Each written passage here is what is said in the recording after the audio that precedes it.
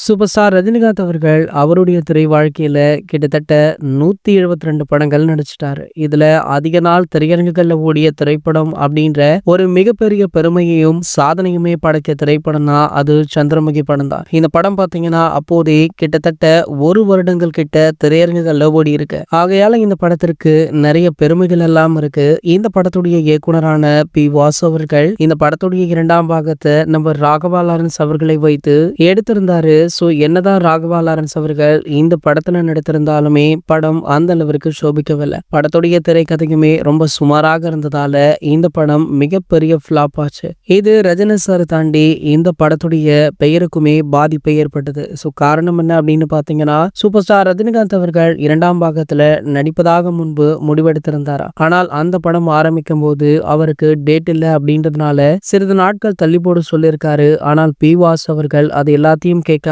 நம்ம லாரன்ஸ் அவர்களை வைத்து இந்த படத்தை உருவாக்கிட்டாரு. அதன் பின்னர் பாத்தீங்கன்னா சூப்பர் ஸ்டார் ரஜினிகாந்த் அவர்கள் கடும் கோபமாக இருந்ததாக சொல்லப்படுது. இந்த நிலையில பாத்தீங்கன்னா மீண்டுமே சந்திரமுகி படத்துடைய 3ஆம் பாகம் எடுக்க பிளான் போட்டிருக்காங்களா. சோ அதுல சூப்பர் ஸ்டாரை நடிக்க வைப்பதற்கான பேச்சுவார்த்தைகள் ஒரு பக்கம் நடைபெற்று வருவதாகவும் இந்த முறை கண்டிப்பாக சூப்பர் ஸ்டார் தான் இந்த படத்துல நடிப்பார் அப்படின்னுமே சொல்லப்படுது. சோ இதற்கான அறிவிப்புமே எந்த நேரம் வேண்டுமானாலும் சமூக வலைத்தளங்கள்ல வெளியாகலாமா. இது போன்ற செய்திகளை பற்றி நீங்க உடனே தெரிஞ்சுக்க நம்மளுடைய சேனலை மறக்காம சப்ஸ்கிரைப் பண்ணிக்கோங்க.